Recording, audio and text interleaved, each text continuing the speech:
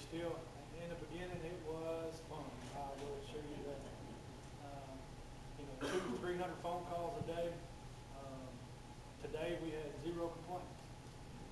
The only complaint we had is that we didn't get over to Timber Lane and somebody got some recycle sitting out. We got the waste, but we didn't get the recycle. Mike, that's because I didn't call. I stood there waiting for you, but you did come back. You just didn't pick it up in the morning time. The driver explained to me, he said the truck was too big to get down the road. So that was only because I didn't call. They did come back and pick it up right at the last one before I got up here, so it was done. So they got you took care of. They got me took care of. Thank you so very much. That's the main thing. Get you to take care of it, for sure. But we've been diligent in taking care of the complaints. We worked hard on getting the excess brush and bulky items that were within the neighborhoods and around the city. And we still have piles. I know that there's a pile right over here on, what's that road? Next one over, right here in town. It's a huge pile. Clay Street. No, we got it today. Got it today. Awesome. We got it up today. So, I mean, we're working on getting those things worked down. We now have the brush and the bulky routing, so I mean, we're not having to run from place to place. They're actually on routes. They'll be around on specific days of the week, and they'll get picked up at that time. Residential was fun, finding some of these nook and crannies and houses that, you know, we hadn't mapped, we didn't have any idea were there, but as they call in, we're taking care of them, we're getting them on the map, we're getting them routed. We started out routing this with 3 routes. Quickly found out we needed 4 routes. Shortly thereafter, found out we need 5 routes. So now we have 5 residential routes, we have a brush bulky route, and we have a recycle route that we have instituted and put in place. We've done some route changing to move some routes from specific days to other days where it was a little bit lighter, so that we could incorporate those areas so that we weren't missing those homes that we had missed, and so that we were able to accommodate and facilitate picking up the amount of waste that we got there. But it's coming under control. I mean, we're picking up roughly 10,000 homes a week in that neighborhood. That's about 2,000 homes per day, 400 homes per route.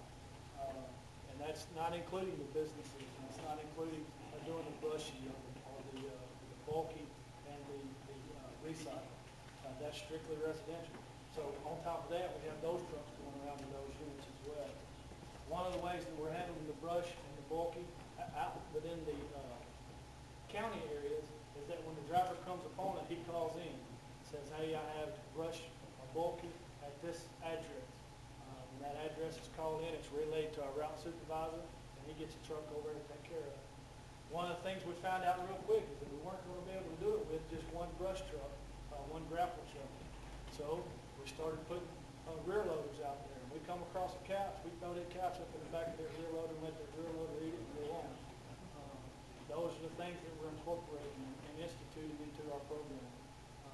The other thing is that we've got the recycle going now, and we're taking the recycle to Abilities Unlimited. And right now, the commodity, we're just giving it to them because it's helping them and it's helping us because of the volume. The volume, there's a low volume of recycle, and I understand that there's reasons for that. We want to make that better. One of the reasons I didn't start it immediately in the beginning is because I did not want people to see us throwing recycle into a garbage truck that's going to the landfill, because that discourages recycle instead of encouraging recycle. And so now that we've got that in place, I encourage folks to begin to recycle and do those things, because I can guarantee you it's not going to go to the landfill. It's going to go right here in Magnolia, and it's going to go to the benefit of those who are performing those jobs. So that's good for them. It's good for us to be able to take it to them. That's just kind of the short and sweet of it. If there is complaints out there, I still encourage people to call in, because I'm going to tell you something. We're not perfect.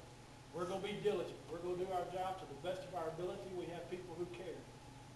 But sometimes we're going to make mistakes. And we just have to deal with those mistakes, get out there, take care of them, and do our best not to let them happen again. And we're here working for you. The more that we can do for you, and you let us know, the more we can do. Michael, you're picking up the recycle, you say on the same day you're picking up the household garbage too? Yes, sir. That's what we're doing right now. It may be that If there's a large volume of it, it may be the next day before we get to that recycle, but it will be picked up that day or the next day. Brush and bulky are on routes. What we're doing right now is on Mondays, we're doing Taylor and Emerson. On Tuesdays, we're doing Waldo and McNeil. And then Wednesday, Thursday, and Friday, we're in Magnolia. If we're home Wednesday, Thursday, and Friday, and one of our residential trucks is out in the county and they say, hey, I got bulky over here at such and such address, we'll route that truck out there, pick it up, and then they'll be back in the city doing the city route. Because, I mean, out in the county, that would be great, absolutely. If they call in, they know for sure they're on the list, they're gonna be getting taken care of. What's your telephone number? It's 1-800-982-6722.